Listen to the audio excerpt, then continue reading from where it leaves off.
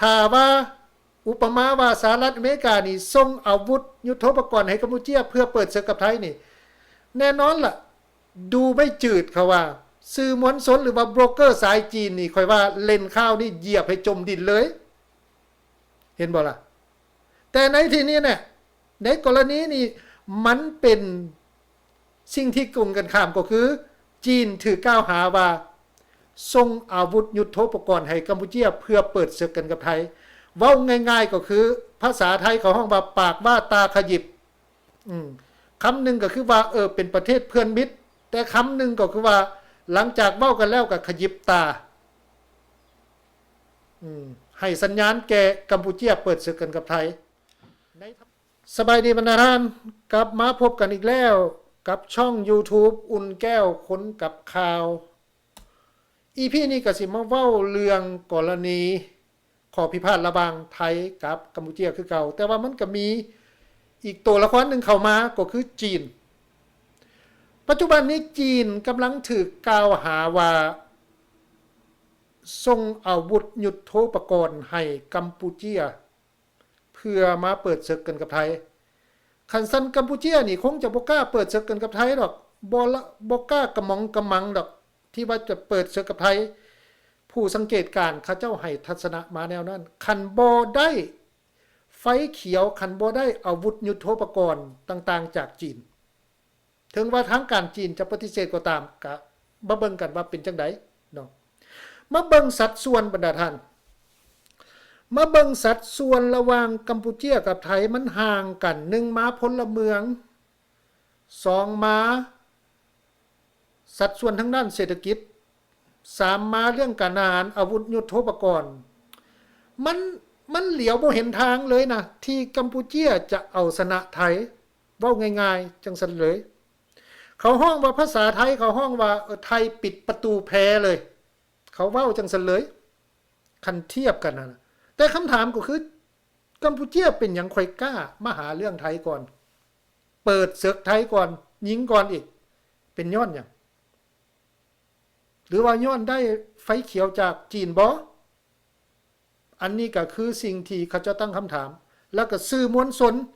คือสำนักข่าวนิวยอร์กไทมส์ก็ได้นำเสนอข่าวตัวนี้มาเบิ่งบรรดาท่านนำเสนอข่าวว่าก่อนจะมีการยิงปะทะกัน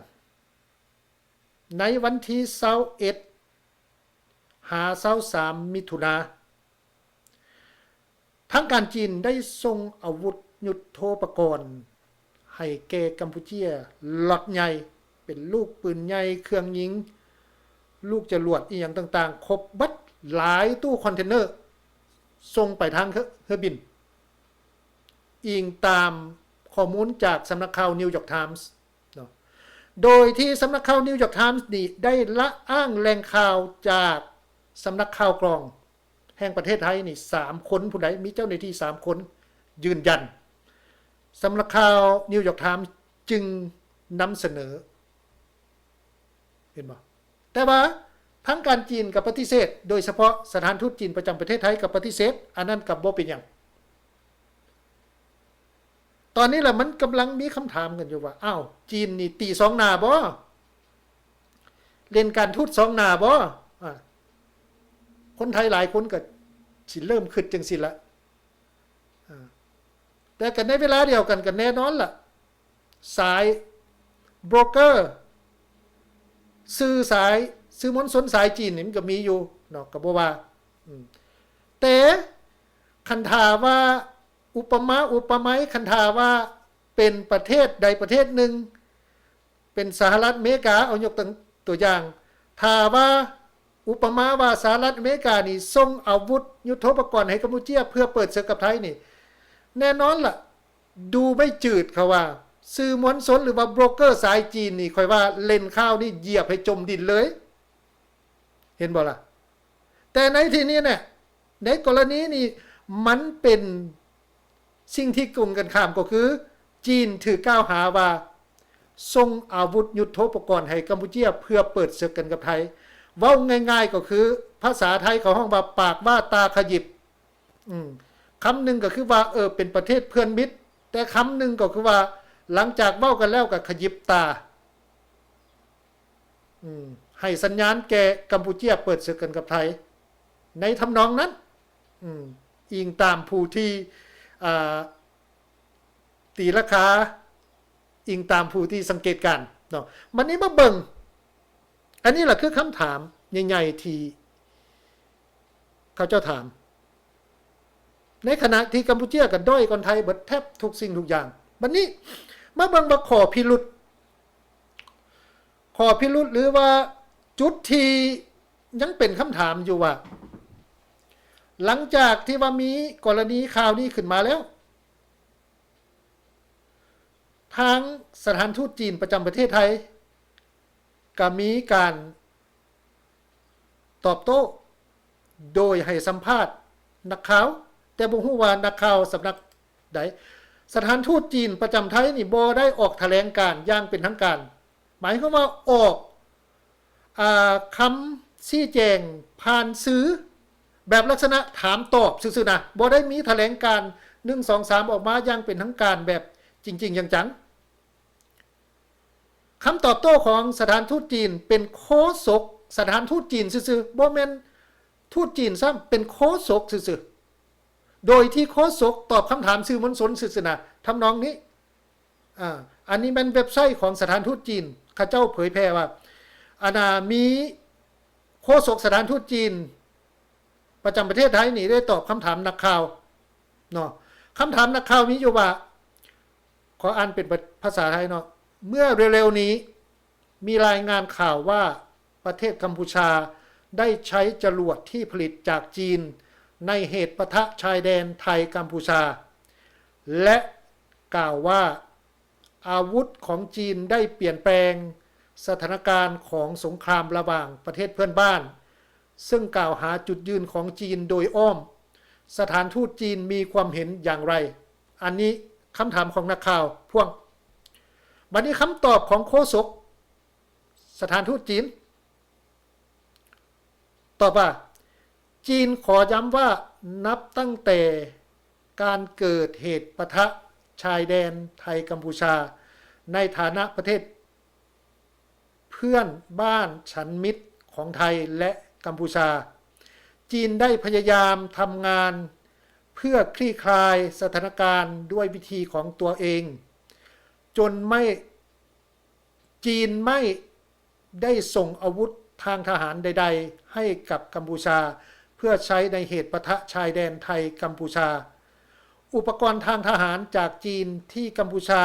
มีอยู่ในปัจจุบันล้วนมาจากโครงการความร่วมมือระหว่างจีนกัมพูชาที่มีอยู่แล้วตัวนี้ข้อพิรุธอันนี้เอาส่วนหนึ่งมาเว้าข้อพิรุธก็คือว่าโฆษกทูตจีนนี่บ่ได้ปฏิเสธว่าจีนบ่ได้ส่งอาวุธให้กัมพูชาเนาะเพราะเพียงแต่ว่าในช่วงที่มีการปะทะกันจีนบ่ได้ส่งอาวุธให้แต่ว่าก่อนที่จะมีการปะทะกันจีนบ่ได้ปฏิเสธโดยอ้างว่าอันที่ส่งให้แล้วนั้นเป็นกรอบความมือที่มีอยู่แล้วทำนองนั้นเอาคันซันกัมพูชาหรือว่ากัมพูชาสิเอาไปใส่เด้มันก็บ่ผิดหยังเห็นบ่อันนี้แหละคือคำตอบมันลักษณะแบบว่ามันเฮ็ดให้คนสงสัยว่ามันเป็นการตอบลักษณะแบบสีถนนไสเป็นการตอบแบบว่าสิว่าจังได๋เป็นการตอบแบบเสียงเมี่ยงตอบอ้อมเห็นบ่คนเขาก็เข้าใจโลดแล้วคำถามอีกอย่างนึงข้อพิรุธอีกอย่างนึงก็คือว่าคันท่าว่ามันบ่แม่นความจริงกันนะสถานทูตจีนคือบ่แถลงข่าวต่อสื่อมวลชนเลยแล้วเป็นหยังสถานทูตจีนจึงค่อยบ่แถลงข่าวกับสื่อมวลชนไทยหรือว่าสื่อมวลชนสากลที่ประจำอยู่ประเทศไทยก็มีอันนี้ก็เป็นคำถามใหญ่คันถามว่าบ่จริงนะโอ้ยทางการจีนเขาเจ้าเอาแท้เอาว่าเกี่ยวกับเรื่องนี้น่ะเผลอๆบ่แม่นสถานทูตจีนออกแถลงการซ้ำเผลอๆสิแม่นโฆษกกระทรวงการต่างประเทศของจีนอยู่ปักกิ่งพุ่นแถลงออกมาตอบโต้ต่อการเสนอข่าวของนิวยอร์กไทมส์น่ะเห็นบ่อันนี้ก็เป็น ข้อสังเกตอันหนึ่งเป็นยังค่อยบ่แถลงข่าวต่อสื่อมวลชนย้อนว่าสถานทูตจีนอาจจะย่านว่านักข่าวสิถามหลายคำถามสิเจาะจิ้มภาษาไทยก็ห้องว่ากลัวนักข่าวจะซักแต่อย่าลืมได้นักข่าวไทยมันบ่เป็นนักข่าวจีนได้นักข่าวไทยบ่แม่นว่าสิสั่งซ้ายหันขวาหันได้บ่แม่นสิถือว่าสั่งซ้ายหันขวาหันไปหันมานี่ได้นักข่าวไทยเขาถามตามกรอบวิชาชีพของเขาอันนี้สถานทูตจีนย่านตัวนี้บ่ขึ้นนักข่าวจีนเด้อันนี้แหละนักข่าวไทยเขาบ่ได้ว่าสิสั่งซ้ายหันขวาหันได้จึงบ่กล้าที่ว่าจะแถลงข่าวเห็นบ่อันข้อพิรุธตัวหนึ่งคันหาว่าบ่แม่นความจริงนี่โอ้ยสถานทูตจีนแถลงข่าวแล้วคล้ายๆขึ้นกับเห็นบ่แม้กระทั่งสถานทูตเกาหลีเหนือประจำประเทศไทยเรื่องที่ว่ามีข่าวว่าเกาหลีเหนือส่งอาวุธให้กัมพูชามาปะทะกันกับไทยน่ะทูตเกาหลีเหนือประจำประเทศไทยนี่เขาเจ้าก็ออกมาเลยออกมาเว้าเลยว่าบ่แม่นเกาหลีเหนือบ่ได้ส่งอาวุธหยังให้แก่กัมพูชาเขาเจ้าออกมาปฏิเสธได้เลยอันนี้มันทูตเลยแต่ในกรณีข่าวนิวยอร์กไทม์นำเสนอเนี่ยเพราะเพียงแต่โฆษกของสถานทูตจีนเท่านั้นออกมาตอบคำถามนักข่าวซื่อๆบ่แม่นแถลงการณ์อันนี้แบบลักษณะเขียนคำถามให้แล้วไปห่างคำตอบมาซื่อๆมาเบิ่งแล้วมันคล้ายๆคือทรงเรื่องให้กันคนไทยกับคู่ของจะเข้าใจเรื่องว่าทรงเรื่องเขาให้กันเนาะก็เข้าใจดีคนลาวก็เข้าใจดีเรื่องนี้เห็นบ่ล่ะอันนี้แหละคือพิรุธบัดนี้สิ่งที่มันเริ่มกระจ่างแจ้งขึ้นมาก็คือว่าเขาห้องว่ามีคนเว้าทำนองว่าเริ่มโผล่ขึ้นมาแล้วหางเริ่มโผล่ขึ้นมาแล้วอย่างสิเห็นบ่มันเริ่มมีสิ่งที่ตอกย่ำขึ้นมาอีกอยู่บนว่าทูตจีนประจำกัมพูชาหรือประจำกัมพูชาได้ออกมาโต้ได้ออกมาโพสต์ผ่าน Facebook ส่วนตัวในวันที่9 ตุลานี่ว่าทูตจีนประจำกัมพูชาได้โพสต์ข้อความผ่านทาง Facebook ส่วนตัวไดบ่แม่นเพจ Facebook ของสถานทูตไดออกมาโพสต์คำเห็นผ่าน Facebook ส่วนตัวว่าพร้อมที่จะสนับสนุนกัมพูชาหรือกัมพูชาในการปกป้องอธิปไตยและความมั่นคงแน่ตัวนี้น่ะเริ่มโผล่แล้วบัดนี้น่ะเห็นบ่ล่ะก็แม่นอยู่ทูตไทยขออนุญาตทูตจีนประจำประเทศไทยกับเว้าในลักษณะแบบซอฟๆเด้แต่ว่าทูตจีนประจำกัมพูชานี่ออกโตเลยบัดนี้น่ะ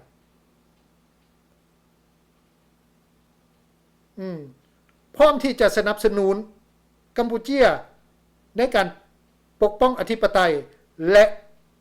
ความมั่นคงมันสิเฮ็ดให้คนไทยคิดจังได๋ล่ะบัดนี้เอ้าก็บ่เว้าดอกถึงอันนั้นระดับรัฐบาลไทยผู้หลักผู้ใหญ่ทางรัฐบาลไทยเพิ่นก็แฮงสิเข้าใจดีแต่ว่าเว้าถึงว่าคนไทยทั่วไปน่ะสิคิดแนวใดคันทูตจีนเว้าจังซี่หั่นน่ะบัดนี้ที่สำคัญที่น่าสังเกตก็คือว่าทูตจีนคนนี้อยู่กัมพูชาเนี่ยนะโพสต์ผ่าน Facebook ส่วนตัวอันนี้มันแห่งบ่งบอกเขาจะว่าถึงลักษณะแบบการทูตสองหน้าภาษาไทยเขาฮู้นะแน่รู้นะเฮียสีจะเล่นการทูตสองหน้ารู้นะนักข่าวไทยรู้นะเห็นบ่มันออกมาทำนองนี่เลยทำนองแบบใดท่านจับพิรุธบางแม่ว่าระดับนักการทูตที่จะมีคำเห็นเกี่ยวกับประเด็นข้อขัดแย้งระหว่างประเทศใดประเทศหนึ่งนี่นะข้าเจ้ามีความระมัดระวังที่สุดในการโพสต์ข้อความผ่าน Facebook ผ่านโซเชียลมีเดียเห็นบ่แต่ในที่นี้ทูตจีนประจำกัมพูชาบ่ใช้ Facebook ของสถานทูตจีนเห็นบ่เพื่อเบี่ยงเบนความรับผิดชอบคันถามว่าเกิดหยังขึ้นรัฐบาลกลางของจีนก็สิว่าโอ้ยบ่แม่นทางการจีนโพสต์เป็นทูตจีนประจำกัมพูชาโพสต์ผ่าน Facebook ส่วนตัวของเราอันนั้นมันเป็นคำเห็นส่วนบุคคลแน่เพิ่นจะปฏิเสธจังซี่เห็นบ่เห็นลูกเล่นบ่วันนี้บรรดาท่านโพสต์ใส่ Facebook ส่วนตัวเพื่อหลีกเลี่ยงกระทบต่อรัฐบาลจีนอยู่ศูนย์กลางสังเกตเบิ่งแน่บรรดาท่านมาเบิ่งแล้วการให้โพสต์ข้อความผ่าน Facebook โพสต์ข้อความผ่านสาธารณะโดยเฉพาะประเทศจีนเฮาก็ฮู้อยู่แล้วความจำกัดความระมัดระวังด้านข้อมูลข่าวสารนี่นะมันเป็นอันดับหนึ่งของโลกคันท่าว่าทูตหรือว่าพนักงานสถานทูตจีนอยู่ต่างประเทศคันท่าว่าบ่ได้ไฟเขียวจากรัฐบาลกลางหั่นนะอยู่ดีๆเขาเจ้าสิโพสต์นะโอ้ยบ่ได้เผลอๆติดคุกหัวโตซ้ำ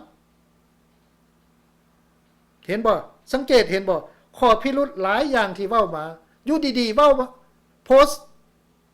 ผ่าน Facebook ส่วนตัวว่าพร้อมสนับสนุนกัมพูชาในการปกป้องอธิปไตยและความมั่นคงเอ้าแล้วสิเฮ็ดให้คนไทยคิดจังไดล่ะคนที่เขาฟังเขาก็เข้าใจล่ะเห็นบ่ล่ะอันนี้ล่ะคือสิ่งที่มันเกิดขึ้นแล้วเจ้าสิไปเบี่ยงเบนความรับผิดชอบมันสิไปได้อันนี้ล่ะคือการทูตสองนาแล้วการที่ว่าจะโพสต์ออกไปเพื่อหลีกเลี่ยงความรับผิดชอบซึ่งในตัวจริงแล้วมันเป็นไปบ่ได้ที่ว่าพนักงานและนักการทูตสิโพสต์ขอความแบบออกแบบบ่มีไผสั่งบ่มีไผสแกนออกมามันเป็นไปได้ยากโดยเฉพาะทางการจีนไผกูฮู้อยู่แล้วว่าทางการจีนนี่เว้าเรื่องการโพสต์ขอความเรื่องหยังก็แล้วแต่ผ่านสาธารณะนี่มันจำกัดที่สุดได้ระมัดระวังที่สุดอันนี้ล่ะคือสิ่งที่มันเกิดขึ้นแต่ว่าในเวลาเดียวกันนั้นมันก็มีคนตั้งข้อสังเกตว่าตอนนี้สถานทูตจีนเป็นผู้ถือกล่าวหาตอนนี้ทางการจีนเป็นผู้ถือกล่าวหาว่าส่งอาวุธให้กัมพูชาในการปะทะกันกับไทยโดยแม่นผู้กล่าวหาแม่นสำนักข่าวนิวยอร์กไทมส์แต่มาเบิ่งจังสิเขาเจ้าว่าทั้งผู้ถือกล่าวหาและผู้กล่าวหานี่ต้องมีคนใดคนหนึ่งเว้าขี้ตัวภาษาไทยเขาว่าต้องมีคนหนึ่งพูดโกหกเห็นบ่บัดนี้มาเบิ่งว่าเว้าเรื่องสำนักข่าวนิวยอร์กไทมส์มันเป็นสำนักข่าวอิสระก็แน่นอนล่ะหลายคนอาจจะเบิ่งว่าเป็นกระบอกเสียงให้อเมริกาก็บ่ว่ากันอันนั้นเป็นคำเห็นแต่ว่ามาเบิ่งความเป็นอิสระของสำนักข่าวใหญ่ๆเว้าง่ายๆจะเป็นสำนักข่าวเบอร์1ของโลกเขาบ่ได้ว่าสิถูกสั่งซ้ายหันขวาหันเขาบ่ได้ว่าสิถูกนักการเมืองสั่งตีนซี่มือใส่มันบ่แม่นจังซั่นสำนักข่าวนิวยอร์กไทมส์เป็นสำนักข่าวใหญ่ที่เคยนำเสนอข่าววิพากษ์วิจารณ์แม้กระทั่งประธานาธิบดีเขาก็ยังวิพากษ์วิจารณ์อันนี้ล่ะมันมีความเป็นอิสระสูงเกี่ยวกับสำนักข่าวนี้ก็แน่นอนล่ะการนำเสนอข่าวนี่มันก็บ่สามารถรับประกันได้ว่าจะตรงเป๊ะ 100% แต่อย่างน้อยเขามีความเป็นอิสระในการนำเสนอข่าวบ่มีไผสามารถไปปิดปากเขาได้เรื่องสำนักข่าวใหญ่ๆสำนักข่าวที่เป็นอิสระแต่ในเวลาเดียวกันบัดนี้นะเจ้าหน้าที่สถานทูตจีนประจำไทยประจำกัมพูชาเฮาก็ฮู้อยู่แล้วหรือว่าแม้กระทั่งทางการจีนเองเฮาก็ฮู้อยู่แล้วว่าเว้าเรื่องการปิดข่าวนี่มันก็ถือว่าเป็นอันดับหนึ่งของโลกการปิดข่าวการอนุญาตให้ออกข่าว ในสิ่งที่รัฐบาลต้องการเท่านั้น แต่ในสิ่งที่เป็นการวิพากษ์วิจารณ์รัฐบาลเองเนี่ยรัฐบาลจีนก็บ่อยออกเห็นบ่มันก็เป็นอย่างซี่สำคัญแต่ว่าสุดท้ายเนี่ยท่านผู้ชมสิเชื่อไผแล้วข้อมูลไผสิหนักแน่นกว่ากันก็ซ้ำนั้นเรื่องของเรื่องเอาสำหรับ EP นี้ก็สิมีเท่านี้เนาะฟังเบิ่งว่ามันสิมีข้อสรุปแนวใดระหว่างไทยกับกัมพูชาเนาะก็ต้องขอบใจท่านที่เข้ามารับเบิ่งรับชมแล้วก็ช่วยกด Subscribe กดไลค์กดแชร์ให้แล้วเนาะสำหรับ EP นี้ลาไปก่อนสบายดี